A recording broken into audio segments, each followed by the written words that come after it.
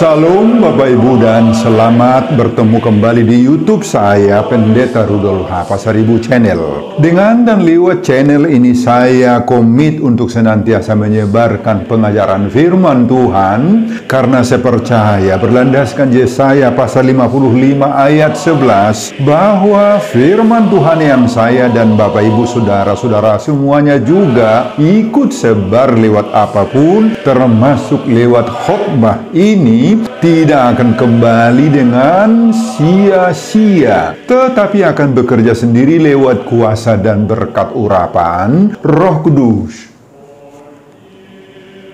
Mari Bapak Ibu saudara-saudara semuanya saya ajak membantu saya menyebarkan pengajaran firman Tuhan, khotbah di ibadah minggu ke-19 sesudah Trinitatis 6 Oktober 2024. Terambil dari kitab 2 Timotius pasal 4 ayat 1-5 dan epistel dari Keluaran pasal 4 ayat 10-17.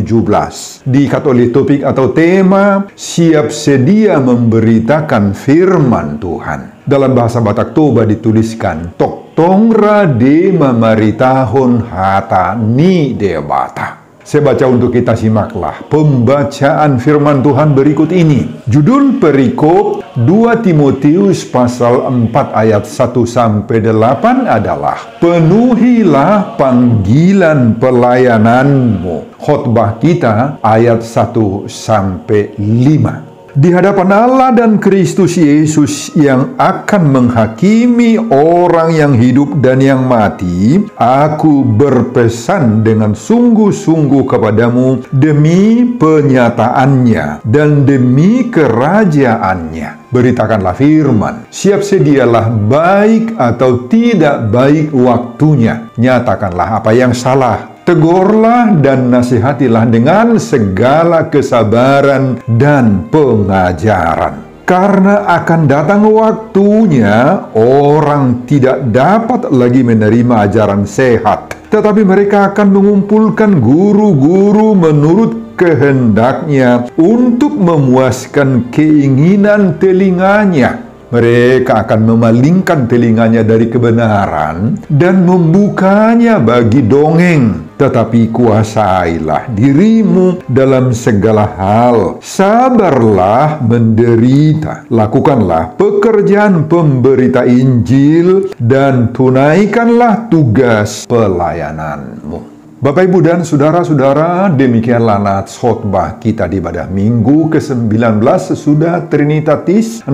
Oktober 2024. Dihubungkan dengan topik minggu, siap sedia memberitakan firman Tuhan. Tok tongra de mamaritahun hata ni debata. Saudara, pasal 4 kitab 2 Timotius ini berisi nasihat Paulus ketika para pemberita firman diperhadapkan dengan berbagai-bagai kesengsaraan hidup. Pasal 4 ini memberi gambaran pada kita bahwa para hamba-hamba Tuhan yang setia akan pasti disertai dan dikuatkan oleh Tuhan dalam pelayanannya. Pasal ini juga memperingatkan kita semua bahwa segala sesuatu yang telah dipercayakan Tuhan kepada kita itu harus betul-betul kita emban, kita pertanggungjawabkan kepada Tuhan. Paulus mendorong Timotius dan semua orang Kristen di sepanjang zaman supaya setia mengemban misi tugas penyuruhan Tuhan, yakni mengabarkan kebenaran firman Tuhan yang murni dan tetap merindukan kedatangan Tuhan yang kedua kalinya itu. Tuhan sudah mempersiapkan mahkota, yaitu pahala yang dijanjikan Tuhan kepada orang-orang Kristen yang setia sampai kedatangannya itu kedua kalinya. Paulus memperingatkan bahwa akan banyak orang-orang Kristen yang tidak setia menunggu kedatangan Tuhan Yesus kedua kalinya itu, dan mereka yang tidak setia itu tidak akan menerima mahkota yang dijanjikan oleh Tuhan itu. Bandingkan ayat 8. Saudara, dalam khotbah kita pasal 4 ayat 1-5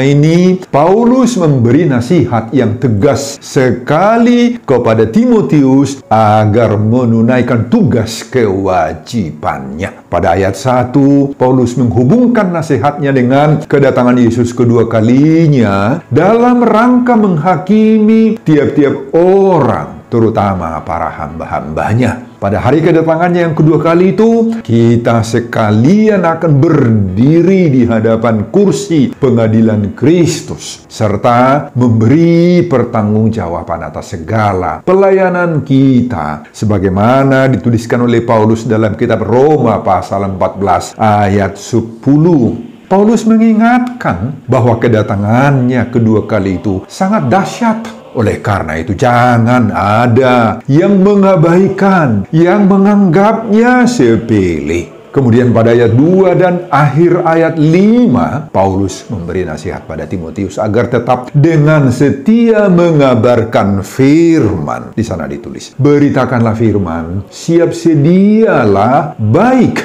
atau tidak baik waktunya. Timotius dan semua orang-orang percaya, yakni kita di seluruh dunia ini, harus memberitakan firman. Timotius tidak disuruh memberitakan filsafat-filsafat manusiawi yang saat itu sedemikian viral, yang dibawakan oleh para filsuf-filsuf dan intelektual Yunani Romawi. Firman Allah itu wajib diberitakan dan diajarkan kepada semua orang. Jangan kita melewatkan setiap kesempatan yang ada untuk memberitakan, mengabarkan Injil, firman Tuhan, dan bersaksi tentang perbuatan-perbuatan Tuhan. Jadi, ajarkanlah kebenaran Kristus. Dan kebenaran itulah yang menemplak hati orang-orang yang salah. Jadi, pemberitaan firman wajib itu untuk menyegarkan jiwa-jiwa orang. Kemudian pada ayat 3 dan 4, Paulus mengungkapkan apa yang akan terjadi menjelang akhir zaman itu. Bahwa akan muncul banyak orang-orang yang menolak azas-azas ajaran-ajaran yang benar. Dan mereka akan berpaling kepada filsafat-filsafat duniawi serta dongeng-dongeng buatan manusia. Saat itu, ketika Paulus menulis surat ini, dia sedang meringkuk di penjara Roma. Dan di saat itulah dia mendengar berita bahwa berbagai-bagai pengajaran sesat sudah masuk ke dalam jemaat-jemaat Kristen. Makanya dengan hati yang amat pedih, Paulus memesankan kepada Timotius supaya menghadapi dan melawan mereka yang sudah meninggalkan Kristus dan berpaling kepada falsafat-falsafat modern itu, berpaling kepada dongeng-dongeng dan cerita-cerita bohong itu.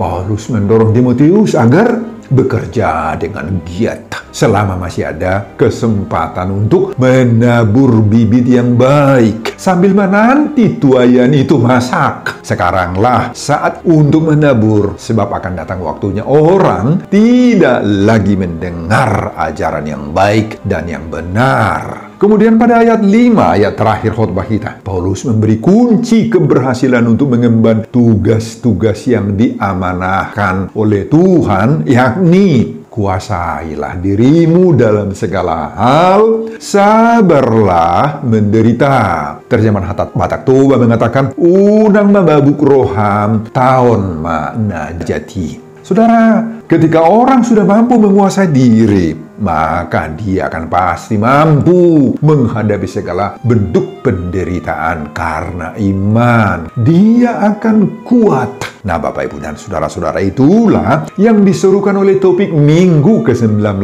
sesudah Trinitatis 6 Oktober 2024 agar siap sedia memberitakan firman Tuhan. Nah, Bapak, Ibu, dan saudara-saudara, itulah isi khotbah kita di ibadah Minggu ke-19 sesudah Trinitatis 6 Oktober 2024 dihubungkan dengan topik Minggu siap sedia memberitakan firman Tuhan.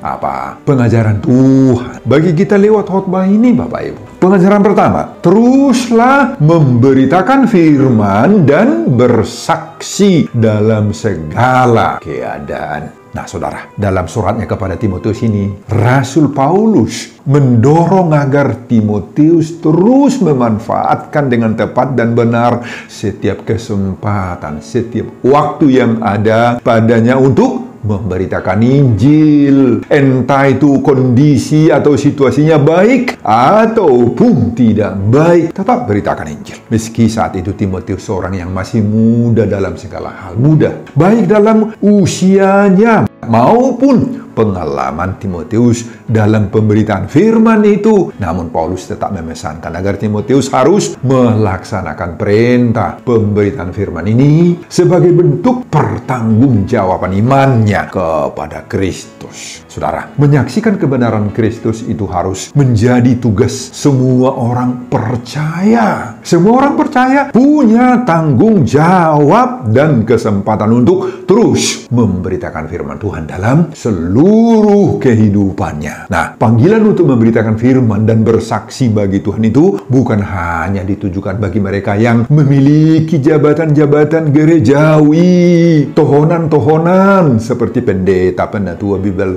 diakonis, evangelis. Oh, bukan hanya mereka. Memberitakan firman dan bersaksi adalah panggilan bagi semua orang-orang yang percaya kepada Tuhan Yesus. Memberitakan firman dan bersaksi tidak hanya dilakukan lewat khotbah, di atas mimbar, di atas podium, lewat pengajaran agama di sekolah, sebagai guru di sekolah minggu, dan sebagainya. Tetapi tugas memberitakan firman dan bersaksi dapat dan harus dilakukan dengan bermacam-macam cara. Bisa dilakukan melalui kehidupan yang baik, pelayanan kasih kepada sesama, bisa dengan menunjukkan solidaritas dan kepedulian kita kepada orang-orang yang sedang menderita di sekitar kita, di gereja kita, atau di tengah-tengah komunitas di mana kita berada. Nah, itu sebabnya Yesus berkata dalam Matius pasal 22 ayat 37 sampai 40 bahwa hukum yang harus kita lakukan adalah kasihilah Tuhan Allahmu dengan segenap hatimu dan dengan segenap jiwamu dan dengan segenap akal budimu. Dan hukum yang kedua yang sama dengan itu ialah kasihilah sesamamu manusia seperti dirimu sendiri. Nah, Bapak Ibu, oleh karena itu dalam pemberitaan firman atau bersaksi ini merupakan tugas, kewajiban, ini milik kita semua. Jangan ada yang berkata misalnya, oh saya kan bukan pekerja gereja, bukan partonan atau bukan pemangku jabatan tahbisan gereja, bukan pendeta, bukan sintua, bukan penginjil, oh itu bukan pekerjaan saya.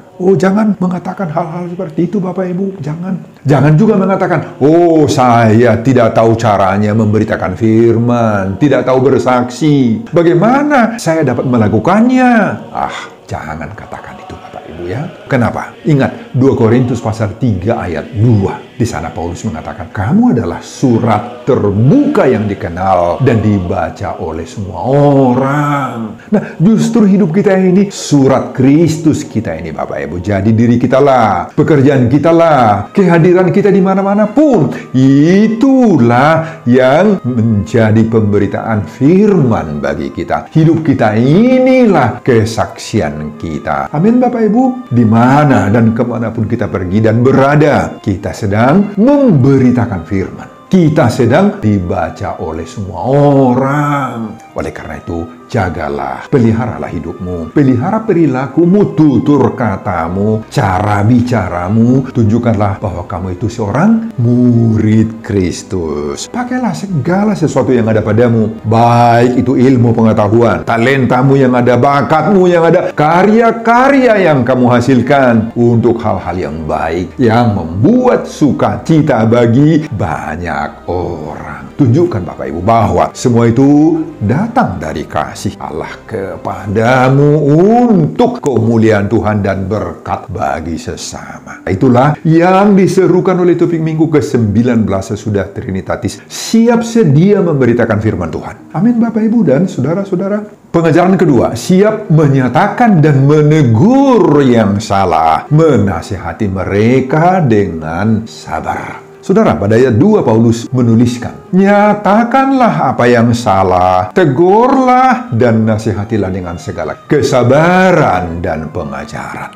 Nah, apa maksud dari ucapan Paulus ini? Paulus hendak mengatakan, Bapak Ibu, bahwa orang Kristen tidak boleh netral dalam arti kerjasama dengan hal-hal yang salah. Nggak boleh. Nggak boleh kerjasama dengan hal-hal yang menyimpang, yang keliru, dan apalagi yang tidak seturut dengan kehendak Tuhan. Nggak boleh itu, Bapak Ibu. Kalau orang Kristen menurut pengajaran pertama tadi diajak agar teruslah memberitakan firman dan bersaksi dalam segala keadaan, maka dalam pengajaran yang kedua ini kita juga diajak untuk siap menyatakan dan menegur yang salah, menasihati mereka dengan sabar sebagai bagian yang tidak terpisahkan itu dari memberitakan firman dan bersaksi. Nah, sekali lagi, dalam hal-hal yang salah, yang sudah menyimpang, yang keliru, apalagi yang tidak seturut lagi dengan kehendak Kristus, baik dalam perbuatan, ucapan yang keliru, atau apapun yang memang salah, tidak boleh itu kita diamkan, Bapak Ibu. Gak boleh kita netral, apalagi gak boleh kita kerjasama dan sama-sama kerja dengan pelaku-pelaku perbuatan yang salah itu. Gak boleh, hindarkan, jauhkan itu, Bapak Ibu.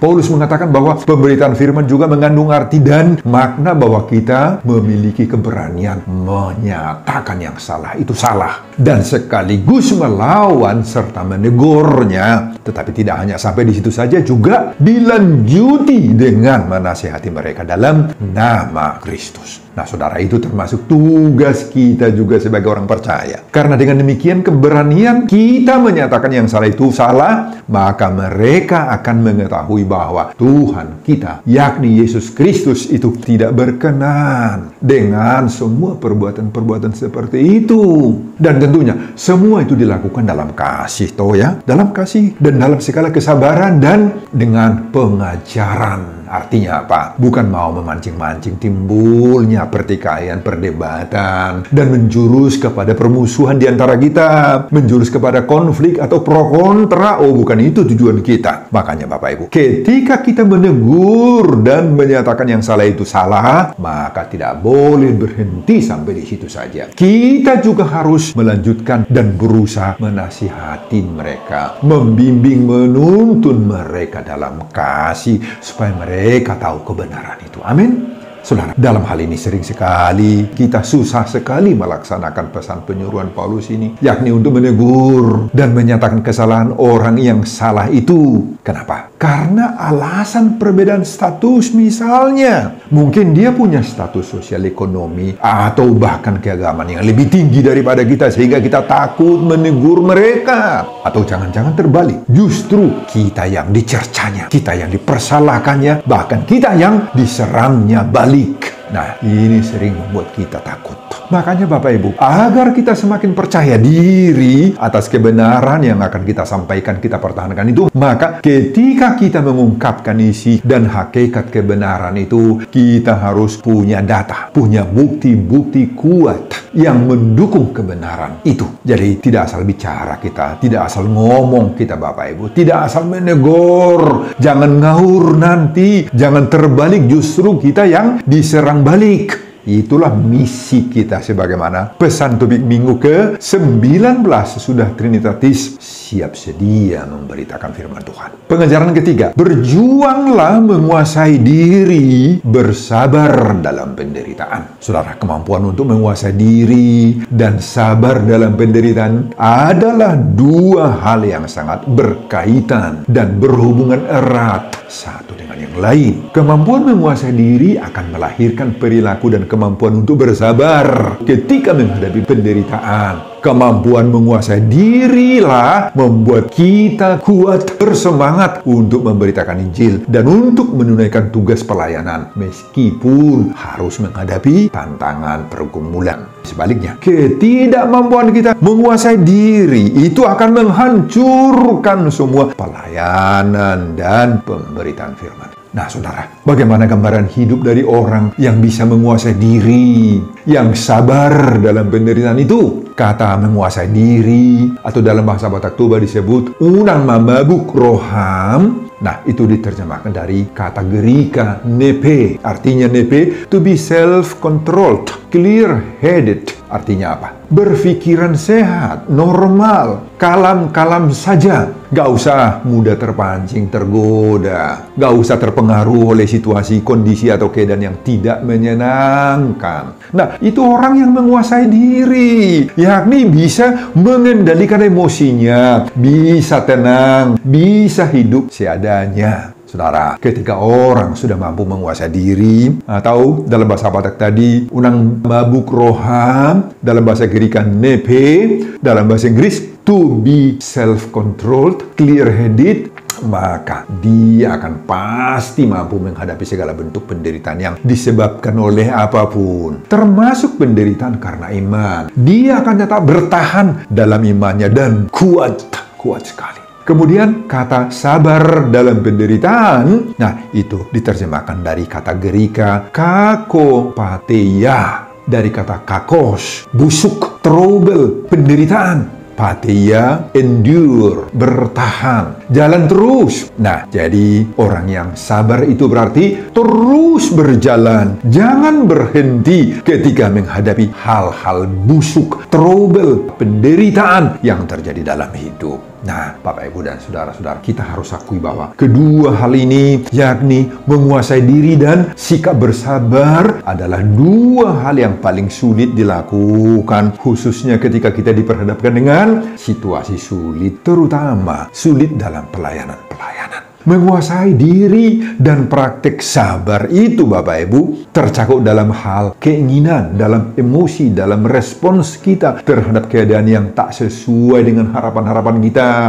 Walau sulit, tetapi itulah yang dipesankan oleh Paulus kepada Timotius dan juga kepada kita semua saat ini, agar kita dapat mengendalikan diri kita dalam segala hal, Bapak Ibu. Nah, jadi penguasaan diri dan kesabaran ini sangat penting sekali ini kita jadikan sebagai karakter kita, perilaku kita, terutama di saat kita sedang menjalani berbagai-bagai pelayanan. Sebab di dalam pelayanan, maka kedua unsur ini, yakni penguasaan diri dan kesabaran, selalu mendapat tantangan terus ini. Dan tantangan itu bukan saja datang dari luar diri kita, justru dari dalam diri kita sendiri tantangan itu datang. Makanya ini adalah perjuangan rohani yang amat berat, karena sering mengundang timbulnya rasa takut, rasa ragu-ragu, rasa kemustahilan dalam diri kita.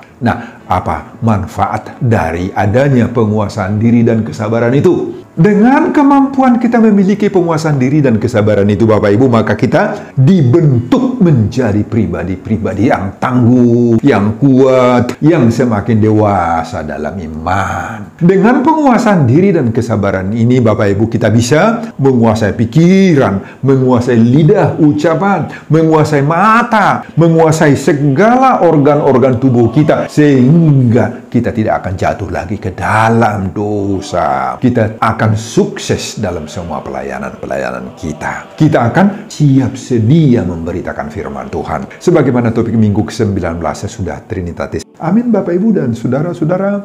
Pengajaran keempat. Meski banyak yang menolak kebenaran, bertekunlah hingga akhir. Saudara, Paulus mengungkapkan bahwa menjelang akhir zaman, yakni kedatangan Yesus yang kedua kali, akan semakin banyak orang yang menolak ajaran sehat dan lebih menyukai pengajaran-pengajaran yang memuaskan keinginan, hawa nafsu mereka. Mereka lebih menyukai kepuasan telinganya dan dongeng-dongeng yang didengarnya. Artinya apa? Firman Tuhan tidak lagi akan diminatin oleh banyak orang, meskipun mereka tahu bahwa ajaran sehat itu berisi kebenaran dari Allah. Ini ditulis Paulus pada ayat 4. Nah, hal itu bisa terjadi mulai dari jemaat Kristen awam, bahkan juga sampai kepada hamba-hamba Tuhan atau para pengkhotbah sendiri. Nah, ini menjadi peringatan bagi kita semua, baik para jemaat, juga pengkhotbah sendiri, agar jangan lari dari khotbah yang benar. Banyak pengkhotbah yang tidak lagi mendasarkan khotbahnya pada konteks kehidupan nats atau ayat yang sedang dikhotbahkannya. Yang dalam ilmu homiletika disebut itu Sitsimleben atau bidang kehidupan. Mereka meminimalisasi makna firman, bahkan lari dari konteks sebenarnya. Dan sebaliknya, khotbahnya dibawanya kemana-mana sesuai dengan keinginannya sendiri untuk menyenangkan hati pendengar saja.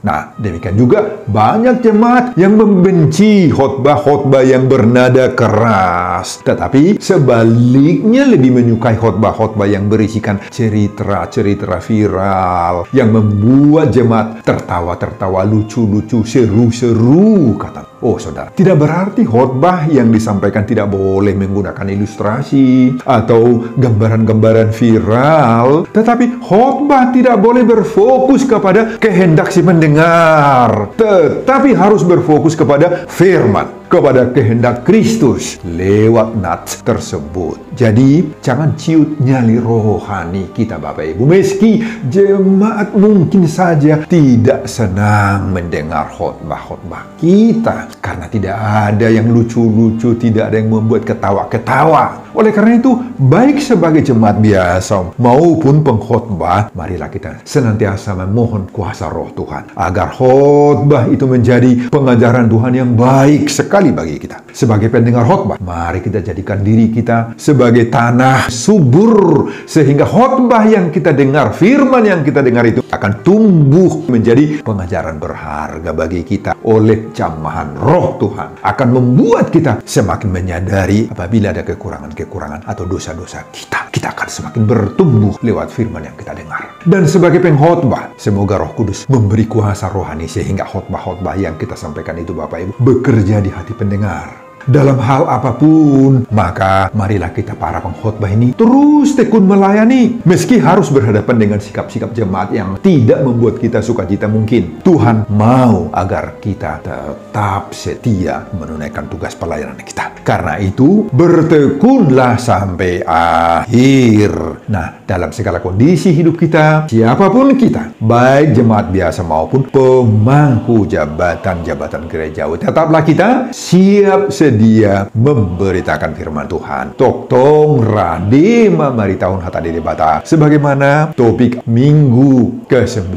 sesudah Trinitatis 6 Oktober 2024. Amin Bapak Ibu dan saudara-saudara. Sebelum saya mengakhiri khotbah ini kembali, saya mengajak Bapak Ibu dan saudara-saudara membantu saya menyebarkan pengajaran firman Tuhan. Khotbah di pada minggu ke-19 sesudah Trinitatis 6 Oktober 2024 dari 2 Timotius pasal 4 ayat 1-5 ini. Agar semakin banyak orang yang mau siap sedia memberitakan firman Tuhan.